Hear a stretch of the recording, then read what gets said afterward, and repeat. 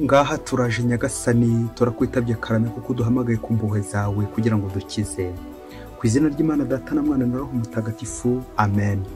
Amahoro bana b'Imana, nimuhumure, Imana iradukunda, ije kudukiza kuri uyu wa mbere w'icyumweru cya 16 tariki 24 Nyakanga 2023. Isomo rya mbere ni mu gitabo cy'imuka Misiri, umutwe wa 14 umurongo wa 5 kugeza ku 18. Bukeye umwami wa Misiri aza kumenya ko umuryango w'Abisiraheli wacitse. Ubwo ngubwo umutima wa Farawo n'uw'abagaragu be urabiranduka, maze baravuga bati, byagenze bite rwose kugira ngo tureke Abisiraheli bagenda be kuzadukorera ukundi? Nuko Farawo azirikisha amafarasi ku igare rye, akoranye n'ingabo ze baragenda. Yajyanye amagare 600 y'indobanure n'amagare yose ya Misiri, hamwe n'abagabo bita kuri buri gare. Nuko Uhoraho atera umutima wa Farawo umwami wa Misiri kunangira, maze yiruka ku Bayisiraheli. Kuri Abayisiraheli nyine bari basohotse bishimiye kwigenga. Abanyamisiri rero babirukaho, maze bashyikirira aho bari baciye ingando iruhande rw'inyanja. Amafarasi yose akurura amagare ya Farawo n'abarwanira ku mafarasi hamwe n'izindi ngabo ze babashyikirira hafi y'Ipihahiroti hateganye n'i Beharisefoni. Kubera ko Farawo amaze kubasatira, Abayisiraheli bakebutse abona Abanyamisiri baje babateye. Nuko Abayisiraheli bakuka umutima bitavugwa, baganyira Uhoraho. Babwira Musa bati, mbese Misiri yari buzi imva byatuma utuzana ngo tugwe hano muri ubu butayu? Watugenje ute kugira ngo tuvane mu Misiri? Ntago twari twarakubwiye mu Misiri tuti, tureke tuba abagaragu b'Abanyamisiri, kuko ikiruta ari uko twaba abagaragu b'Abanyamisiri aho kugwa mu butayu? Musa rero abwira rubanda ati, mwigira ubwoba, nimukomere maze muze kwirebera uko Uhoraho abarokora uyu munsi. Koko rero Abanyamisiri muruzi none, ntago muzongera kubabona ukundi. Uhoraho ubwe niwe uri burwane mu kigo cyanyu, naho mwebwe mwigaramiye. Uhoraho abwira Musa ati, igituma ukajya kuntakambira niki? Bwira Abayisiraheli bashyire nzira, naho wowe ngaho bangura inkoni yawe, urambura ukuboko kwerekeza ku nyanja, uyice mu cyambu, maze Abayisiraheli bagende ku maguru mu ngeri y'inyanja humutse. Naho ngiye ngiye gutera umutima w'Abanyamisiri kunangira, kugira ngo bayishokemo bakurikiye, maze ngaragaza ikuzo ryanjye nkorera ishyano Farawo n'ingabo ze zose n'amagare ye n'abanyamafarasi be. Abanyamisiri bazamenya ko ari jye Uhoraho nimara kugaragaza ikuzo ryanjye nkorera ishyano Farawo n'amagare ye n'abanyamafarasi be. Iryo ni ijambo ry'Imana. Indirimbo idufasha kuzirikana ku isomo rya mbere turayisanga mu gitabo cy'imuka Misiri, umutwe wa 15 umurongo wa 1 kugeza ku wa 5.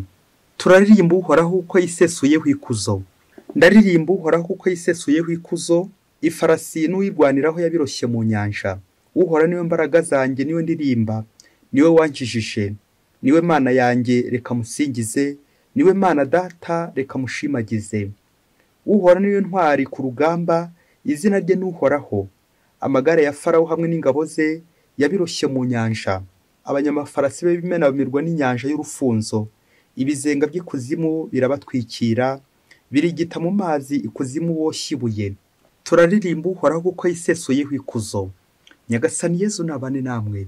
Amagambo mu Ivanjili ntagatifu yanditswe na Matayo, umutwe wa 12 umurongo wa 38 kugeza ku 42. Muri icyo gihe bamwe mu bigisha amategeko no mu Farizayi baraterura babwira Yezu bati, mwigisha, turifuza kubona ukora igitangaza. Arabasubiza ati, iyi nyoko mbi kandi y'abahemu irashaka ikimenyetso. Nta kindi kimenyetso izahabwa atari cy'umuhanuzi Yonasi. Nkuko Yonasi yamaze mu nda y'ifi iminsi 3 n'amajoro 3, ni nako umwana w'umuntu azamara mu nda y'isi iminsi 3 n'amajoro 3. Ku munsi w'urubanza Abanyaninivi bazahagurukira b'iyi ngoma maze babatsinde, kuko bo bumvise inyigisho za Yonasi maze bakisubiraho, kandi hano hari uruta Yonasi. Umwamikazi w'igihugu cy'epfo azahagurukira b'iyi ngoma kuri uwo munsi w'urubanza maze abatsinde, kuko yaturutse iyo gihera aje kumva ubuhanga bwa Salomoni, kandi hano hari uruta Salomoni. Iyo ni Ivanjili ntagatifu. Bakristo bavandimwe, Yezu Kristo akuzwe. Aha tugeze ni kuri buri munsi. Nubyuka buri munsi ujye ushimira Imana. Nimpuhwe z'Imana zabikoze. Nuryama ukabona birakunze, nurya ukabona birakunze, nubyuka ukabona birakunze, nubona akazi ukabona birakunze, nujya gukaza ukabona birakunze, ujye uzamura amaboko hejuru uvuga uti, turaririmbira uhoraho kuko yakoze ibitangaza, ni Imana yadukoreye ibitangaza. Ibyo byose ni Nyagasani wabikoze, ni impuhwe za Nyagasani, ibyo ni ibitangaza by'Imana. Mukristo umuvandimwe, buri munsi nawe ujya ubona ibitangaza by'Imana. Niba utarabibona, Nyagasani uyu munsi agiye kukwera ibitangaza, agiye kukwereka ibitangaza. Ngo umunsi umwe mu mashuri yisumbuye muri interna, ngo animateri ngo yafashe umwana yacitse, ngo bagomba kumuhanisha igihano cyo kumwirukana. Nuko rero animateri koko amaze kumufata aramuzana nyine kugira ngo bamuhe igihano. Nuko rero umwana aramubwira ati, umva rero njyewe rero sinigeze ncika, n'ikimenyimenyi ngaho nyereka ifoto ndi gucika. Ifoto ndi gucika iri hehe? Nuko animateri koko ashakisha ifoto arayibura, ifoto y'uko umunyeshuri nyine yacitse arayibura. Bishoboke ko nyine animateri yaje gutsindwa. Bakristo bavandimwe, muri iyi minsi y'iterambere ngo icyakozwe cyose kigomba guherekezwa n'amafoto. Nuko rero ngo nta foto ngo nta cyabaye. Bana b'Imana, abantu benshi koko turangajwe n'imbere n'ibimenyetso ibi bifatika, ariko tukaza kwibagiza ikimenyetso kidafatika Imana ishobora gutwihera, kuko iby'Imana nyine tudashobora kubifatisha amaboko ahangaha kuko ari byinshi nyine. Nubwo Imana itagaragara, ariko ibyo ikora biragaragara. Rero twebwe abantu benshi dukunze kwibanda ku mafoto, ati ngo nta foto ngo nta cyabaye. Koko babyeyi, ngibyo ibimenyetso abantu benshi dukataje imbere dushakisha, ngo nintabibona ngo sinzemera. Abantu benshi twagiye tugwirwa n'ubuhakanyi. Kubera iki? Kwanga kwemera Imana tutabona. Kandi koko Imana ntigaragara, ntiboneka, ariko ibyo ikora biraboneka, ibyo ikora biragaragara. Amasomo y'umunsi araryoshye cyane, ubwo tujye kwibanda ku kimenyetso, tujye kureba ibimenyetso, bityo koko nawe uze kuva ahangaha wemeye. Biranashoboka ko nutabona icyo kimenyetso kubera wenda utageza kure, amaso yawe ntabwo arenga hano ku isi, birashoboka ko icyo kimenyetso haza gukibona. Nutakibona rero ntuze guturakarira. Gusa Imana irimo iratambuka, irimo iratambagira, itwereka ibimenyetso byayo. Nawe rero uze kuva ahangaha wabonye ikimenyetso. Imana igiye kuduha ikimenyetso cy'umukiro. Ngiye intego remezo tujye kuzirikanaho uyu munsi, ikimenyetso cy'umukiro duhawe n'Imana. Mukristo umuvandimwe, ube maso, kuko iby'Imana koko bitambuka. Abantu benshi batemera ntago dukunze kubibona, abantu babahakanye ntago dukunze kubibona. Turaza kubona abahakanyi buzuye cyane cyane muri amasomo, batabona ibibasha bw'Imana, batabona ibimenyetso by'Imana, bakomeza kunangira. Ese ngewe ni kangahe Nyagasani ampa ikimenyetso? Ni kangahe Nyagasani ankiza? Ariko ngarushaho kugenda mupinga, ngarushaho kugenda muvuguruza. Aho kumuvuga ahubwo ngarushaho kumuvuguruza, aho kumuhamya ngarushaho kugenda nangira. Nuko rero ibimenyetso by'Imana nkabipinga. Uyu munsi turumva abantu benshi barangajwe gusaba ibimenyetso Imana. Ese ngewe mu buzima bwanjye ndaho nagiye nsaba Imana ikimenyetso, ari ukugira ngo ninje Imana, kwinja Imana. Turaza kureba uburyo Imana iducunga igira ngo iducungure. Ariko abantu bo akenshi bakunze kuducunga, bari kuducungisha, bagira ngo koko baze kuducenga, bize kurangira koko tuburiwe irengero. Amasomo y'uyu munsi arimo ibimenyetso by'Imana. Turumva mu isomo rya mbere, Farawo akomeje kunangira.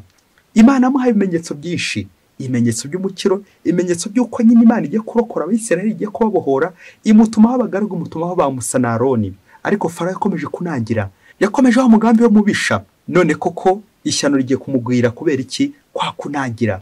Iyo umuntu yanangiye, iyo umuntu yanze kumvira Imana, amaherezo nyine agubwaho n'ishyano, ikaza kurangira apfuye. Ntago ari gupfa ku mubiri gusa, ahubwo no kuri roho. Kuri roho nibyo bibanza burya. Nguko kunangira biduhuma amaso, ntitubone iby'Imana iri gukora. Kuko tugakomeza tukanangira, tugakomeza kugundira umutima wacu. Nguko tuza kumva koko Farawo atangiye kwicuza, yakomeje acungisha Abisirayeli, ariko biza kurangira bagiye. None uyu munsi koko arimo araregreta, arimo aricuza uburyo Abisirayeli bamucitse. Baducitse bate?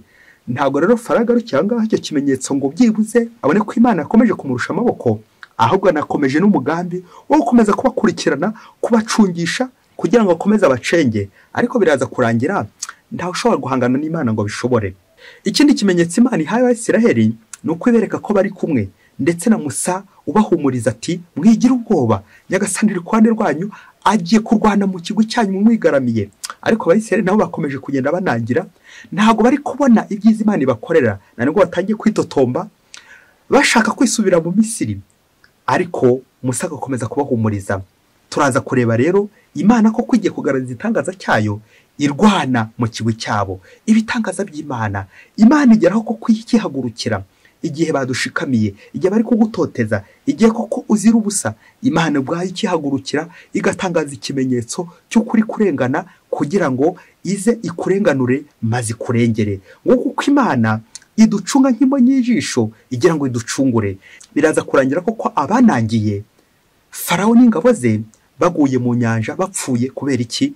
Bazize iki? Bazize kunagira, bazize umutwe ufunze ndetse n'umutima unangiye. Nguko rero ko Nyagasani koko ahora twinginga buri munsi, ahora duha ibimenyetso buri munsi. Igihe cyose twanze kumwumvira nta kindi gisigara usibye gupfa, urupfu. Igihe cyose nanze kumvira Nyagasani nta kindi gihakurikira usibye urupfu. No mu ivanjiri uyu munsi harimo koko abakomeje kunangira. Yezu Kristo ari gutambagiza ibimenyetso by'umukiro ariko ntibabibone. Abo n'abigisha amategeko n'abafarizayi ntago baza gupfa ku buryo bugaragara ngo babashyingure mwumva, ariko igihe cyose uri gupinga Imana, igihe cyose wanangiye, igihe cyose utari kubona ububasha bw'Imana, ibitangaza by'Imana, buryo ubu wapfuye uhagaze ngo urure urupfu rubi. Urupfu rubi no gupfa kuri roho, gukomeza kunangira usaba Imana ikimenyetso. Bati mwigisha turifuza kubona ukora ikimenyetso. Ese koko Yezu Kristo yakije abarwayi, Yezu Kristo yazuye abapfuye, abafarizayi barimo babireba n'abigisha amategeko. Yezu Kristo akiza ibimuga, Yezu Kristo azura abapfuye, abafarizayi barimo babireba bose. Ariko ubu ngubu koko nibo batinyutse kumusaba ikimenyetso. Ibyo byose babikoraga kugira ngo bamwije, kugira ngo bihakane Imana, kugira ngo babone uburyo bafatisha Yezu bamutega. Nguko uko dushobora gutega bagenzi bacu bikaza kwanya turi no gutega Imana, uhora dutega Imana imitego. Yezu Kristo arabereka ko nta kindi kimenyetso bazabona usibye ikimenyetso cy'umukiro, ikimenyetso cya Yonasi cyerekeza ku rupfu n'izuka bya Yezu Kristo. Yezu Kristo wamaze gatatu mumva ariko akazuka agambiriye kudukiza. Ngiye ikimenyetso cy'umukiro, ikimenyetso cyo gucungurwa, buri munsi Nyagasani aragitanga. Buri munsi Nyagasani yongera kudukiza. Muri buri misa Yezu yongera kuducungura, Yezu akongera kwitamba. Ahangaha hari uruta Yonasi, ahangaha hari uruta Salomoni. Umugambi w'Imana ni ukudukiza buri munsi. Iyo ufunguye amaso ibitangaza by'Imana wakwibonera, ariko nanone iyo ufunze amaso y'umutima ntabwo ushobora kubona Imana. Imana umuntu ayibona ari uko ukinguye umutima wawe, bityo koko ukabona ibitangaza by'Imana. Pasika, Yezu Kristo aratambagira agatambuka agahita ari twaje kukiza. Ikimenyetso cya Pasika, ikimenyetso cy'urupfu n'izuka bya Yezu Kristo, ugucungurwa kwacu. Abantu benshi koko ntibabona ko Yezu Kristo buri munsi yongera kuducungura, buri munsi Yezu Kristo yongera kudukiza. Ariko njyewe icyanjye ni uguhora ncungisha, ni uguhora ncungacunga Yezu Kristo, ngambiriye kumugusha, ngambiriye kumutega. Nanjye igihe cyose ngeze mu kaga, igihe cyose ndahakomeye, igihe cyose ndi mu bitotezo, nuko rero ngatangira nkinje Yezu Kristo, nkamusaba ikimenyetso. Ati Nyagasani nunkiza nibwo nanjye zongera kugaruka mu byawe. Nyagasani nutankiza nanjye sinzongera kugusenga. Nyagasani utankora iki gitangaza nanjye sinzongera nanjye ukandagira mu ngoro ya sinzongera kugukorera. Angaho tuba twabaye abahakanye natwe ku rwego rw'abigisha amategeko n'abafarizayi ndetse no ku rwego rwa Farawo. Nutankorera iki ngiki nanjye sinakugukorera iki ngiki. Ugasanga abantu benshi cyane twashyize Imana muri systeme mpanguhe, Imana nitampa iki ngiki nanjye sinza kuyiha iki ngiki. Ese turi kugurana n'Imana? Imana ibyo ikora byose bikora ku bushake bwayo. Gusa icyacu twagombye gutega ibiganza, tugafungura umutima, tukarangamira Imana, Imana ije kudukiza. Naho ubundi abantu benshi uzasanga twarabaye abahakanye kubera ko tugenda dutega Imana imitego buri kanya. Ariko se ndinde wo gutega Imana imitego? Ndinde wo kurenganya mugenzi wanjye? Ndinde wo kujyana ncungacunga mugenzi wanjye? Ndinde wo kujyana ncungacunga Imana? Mu gihe Imana yo ibiri kuducunga kugira ngo iducungure, twebwe abantu ducunga abagenzi bacu kugira ngo tubacenge, tuze kubagushamo, tubakoze isoni, tubagirire nabi, tubice. Muvyeyi ube maso, ngiye gukubwira inkuru. Muntu ushize urugo, ngiye gukubwira inkuru. Niba hari imigambi bishobora gutangiye guca inyuma w'umwashakanye uwo mubana, niwumviye inkuru urahita ubireka. Niba kandi hari ingeso wari ufite yuko uca inyuma w'umwashakanye, iyi nkuru itajya amatwi, uraza kuzinukwa n'imigambi myinshi ufite yo kugambanira mugenzi wawe, yo guca inyuma uwo mwashakanye, yo kugendera mu ngeso mbi zo kwihishahisha. Ngo umunsi umwe hirya kure cyane muri Afurika, ngo umugabo n'umugore bari bashinze urugo, babanye neza, bafitanye n'abana bari bakuze. Ngo igero cyaje kugera kimwe, umwanzi shitani abayimwe amacakubiri ntibongera kumvikana. Ubwo umugabo atangira cyekera umugore ko amuca inyuma, asigaje gusa kubafatisha ibimenyetso bifatika ngo ubundi koko azajya gusaba agatanya mu rukiko, ubundi babatandukanye.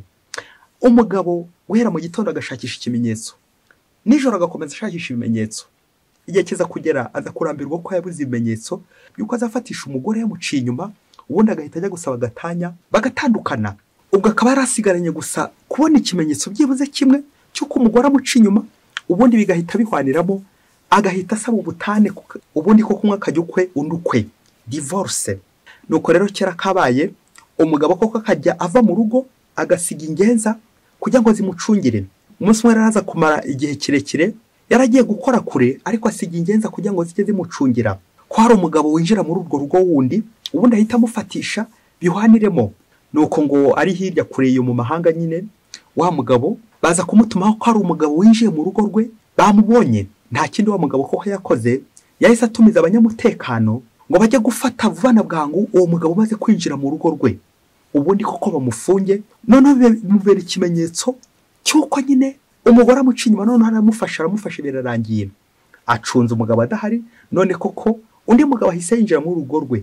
Nuko abanyamutekano baza ari benshi koko, bazanye amapingu, bafata ya nsoresore yarinjiye mu rugo rw'abandi, ubundi koko barayihambira barayiboha. Bamaze kuyihambira baramufunga.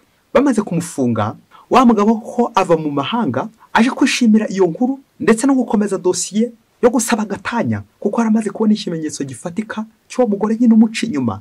Ikindi kimenyetso wa mugabo yabonye ageze mu rugo, agiye kubona abona umugore we ari gutegura amafunguro aryoshye, ingemu agemura ya nsoresore ifunzwe. Ikindi kimenyetso noneho gifatika ni uko uwo mugabo yasanze umugore yafashe n'imyenda y'umuhungu we w'imfura, arayifata arayihambira, ayishyira nsoresore muri prison. Ibyo bibaza umugabo nanone, ariko bwari n'uburyo bwiza bwo kwegeranya ibimenyetso azajyana mu rukiko. Umugabo amaze kubona ibimenyetso byose bifatika azajyana mu rukiko, nuko rero aritegura, kuko nyine agiye gutsinda urubanza, ubundi koko asabe gatanya bikomeye. Ikindi cyiza kuri uyu mugabo yarabonye nuko muri icyo gihe umugabo bafataga mu rugo rw'abandi bamucaga amadolari 10,000 by'indishyi y'akababaro nyine. Nuko rero umugabo bahemukiye bakamuhereza 1/2 nyine cy'iyo ndishyi y'akababaro, mu gihe uwo mugabo yari yiteguye ko agiye kwakira amadolari 5,000 nk'umuntu wahemukiye, nk'umuntu koko binjiriye mu rugo rwe, bityo bikamufasha no kwishyura buhoro buhoro ku byo yagiye atakaza afatisha uwo mugabo wamwinjiriye mu rugo, ndetse n'ibimenyetso byose yagiye akusanya mbere y'uko ajya mu rukiko. Uwo mugabo koko mu gihe ategereje ko bagiye kumuha amadolari ashyushye, agiye kubona envelope ije imeze neza yanditseho famille Nicolas, ngo bakaba bari bafite umuhungu wabo mukuru witwaga Nicolas. Nuko rero baza kubandikira. Wa mugabo abonye envelope uburyo yari imeze neza, yanga kuyifungura ari kumwe n'umugore, kuko yatekerezaga ko ari amadolari aje ya mugabo yafungishije. Nuko rero wa mugabo ariherera, ntiyabyereka umugore, arabyihererana ajya kwifungurira hirya. Yari yiteguye ko bamwohereje amadolari 5,000. Ageze hirya ngaho nafora ibyo yasanze muri ya baruwa, asanga muri ya baruwa handitsemo ngo kuri famille ya Nicolas musabwe gutanga indishyi y'akababaro y'amadolari 10,000 kuko umuhungu wanyu bamufashe mu rugo rw'abandi, yagiye kuruvogera, yagiye gusenya urugo rw'abandi. Wa mugabo neza areba hirya areba hino areba kikiyuku, yibaza uburyo koko iminsi yose amaze atakaza amafaranga kuri wa mugabo yansoresore koko yamwinjiriye mu rugo. None koko yibaza icyo agiye kugurisha kugira ngo afunguze umuhungu we, umuhungu ufunzwe waho yafungishije, uburyo agiye kumutanga indishyi z'akababaro kubera ko nyine ngo yamuciye inyuma. Nuko wa mugabo neza yibaza ukuntu agiye kubigenza, yibaza ibyo agiye kugurisha, yibaza igihe kirekire amaze koko akusanya ubuhamya n'ibyo bimenyetso byose amaze igihe abona. Neza amaraso yongera kunega bundi bushya, kuko amaze igihe nyine aruhira ubusa. None koko ibye imbwa zibibyiniyemo. Uwo mugabo nako kababaro asigara yibaza uburyo agiye kuriha amadolari 10,000, yiyongera no kuyandi menshi cyane amaze iminsi koko ariha mu rwego rwo gukusanya ibimenyetso bifatika aramaze kubona yuko umugore amuca inyuma. Neza uwo mugabo ahita apika crise, na n'ubu aracyari muri koma. Ibibazo ni byinshi, yibaza uburyo koko yikoze mu nda afungisha umuhungu we Nicolas, bamusanze nyine ari iwabo. Bakristo bavandimwe, Yezu Kristo akuzwe. Nguwo Farawo n'amagare ye, igihe cyose umutima wanjye ukomeje kunangira, bizarangira koko ndapfuye kuri roho gusa ahubwo no ku mubiri. Ngiki gihembo cy'abahakanyi, nirinze kuvuga igihombo, guhomba ndetse no guhombana. Mukristo muvandimwe, wasanga nawe umwanya wawe uwutakaza igihe kirekire ugakimara uri kugitakaza uri kwiruka kuri bagenzi bawe nk'uko Farawo yiruka ku Bayisiraheli. Umwanya muremure ukawumara uri gucungisha bagenzi bawe kugira ngo ukomeze ubacange ubacenge maze uze no kubica. Tekereza umwanya muremure umara uri gucungisha uwo mubana, uwo mwashakanye, ati mbaka nanyeze kubona ikimenyetso kimushinja, ikimenyetso cyo kumwica, ikimenyetso cya divorce, ikimenyetso cyo gutana nawe. Ngiye ibimenyetso bya shitani abantu benshi tugambiriye gushaka, byamenyetso bituma duca mu bagenzi bacu, byamenyetso bituma dufungisha bagenzi bacu, byamenyetso bituma twikora mu nda. Sibwo se bizarangira uhombye, urugo rwa rugahomboka. Kandi igihe cyose wanze kumvira Imana, igihe cyose uri kwishora mu ngeso mbi, ingeso mbi zo kugambanira abandi, ingeso mbi z'urukozasoni, ingeso mbi z'uburaya, ibyo byose uzamenye ko bizaba biri guhombya urugo rwawe, uzaba uri guhomba, nta na rimwe uzunguka nyine, kuko bizarangira ko umwanya uri kuwutakaza mu gushakisha ibimenyetso. Ariko ibimenyetso se bikiza cyangwa n'ibimenyetso byica? Nk'uko abantu benshi birangira bikoze mu nda, bikozeho nk'uko ba Farawo, koko bikaza kurangira bari kugambanira igihugu cyose gikorama tukacyoreka mu nyanja. Kubera iki? Nazize kunangira kutumvira Imana, kutumvikana n'Imana. Igihe cyose ntari kumvikana n'Imana, njye menya ko ndi gukora uburozi, ndi kwica abandi, ndi guhombya urugo, ndi guhombya urugo nkorera, ndi guhombya umuryango. Bikazarangira koko umuryango wa Nikora uri guhomba. Kubera iki? Abashefu, abayobozi, abategetsi, ngibyo ibihombo byinshi bitumaze. Abantu benshi twagiye dushora imitungo yacu mu ngeso mbi z'ubukozasoni, ingeso mbi z'ubusambanyi, ubusambo, kugambanira abandi. Ugasanga ariho twashoye igihe cyacu. Buri munsi ukaba ufite uwo muhanga nyiri gushakisha ibimenyetso kugira ngo umufatishe. Uko uri kugenda ubishakisha ujye uzirikana ngo Imana iri ku ruhe ruhande. Buri gihe Nyagasani ajya ku ruhande rw'urengana, buri gihe Nyagasani ajya ku ruhande rw'umuntu bari guhiga, buri gihe Nyagasani ajya ku ruhande rw'umuntu koko washavuye, ubabaye, bagiye kwica, bagiye kugambanira. Nuko Nyagasani akajya kuri urwo ruhande kugira ngo yerekane atange ikimenyetso cy'ukuri koko. Nta kindi kimenyetso Nyagasani atanga usibye ikimenyetso cy'umukiro. Mukristo muvandimwe, wasanga nawe ukinangiye umutima, Nyagasani aratambuka iwawe agasanga ko ukigundira umutima, agasanga ko hari ibyo uhugiyemo bikubuza kwegera Imana, byafunze umutima wawe. Wasanga nawe Nyagasani umunsi akubwira ati inyoko mbi kandi y'abahemu, igihe cyawe kimara ko kuri kugamba uri gucura itiku, uri gucenga abandi. Yesu Kristo uyu munsi nawe arakubwira ati vaho ngaho, akira ikimenyetso cy'Imana, akira ikimenyetso cy'umukiro cyo kurengera ndetse no kurenganura abandi. Ejo n'ejo bundi utazahomba ugahombana. Uzize iki? Uzize kunangira, uzize gutumvira. Ni nabyo Bikira Mariya hano ikibeho avuga ati ukwemera n'ubuhakanyi bizaza mu cyayenge. Nawe Mukristo muvandimwe, uze kurera niba nta bimenyetso by'ubuhakanyi byatangiye gukwirakwira mu rugo rwawe, maze koko uzinukwe urangamira Imana. Nubwo Imana itaboneka, nubwo Imana itagaragara, ariko ibyo ikora biragaragara, ibyo ikora biraboneka kubera impuhwe zayo. Mana uri igitangaza. Mwese Imana ibahe umugisha. Imana Data, Umwana na Roho Mutagatifu. Amen. Ati Musokola Disilasi wa Diyosezi ya Cyangugu.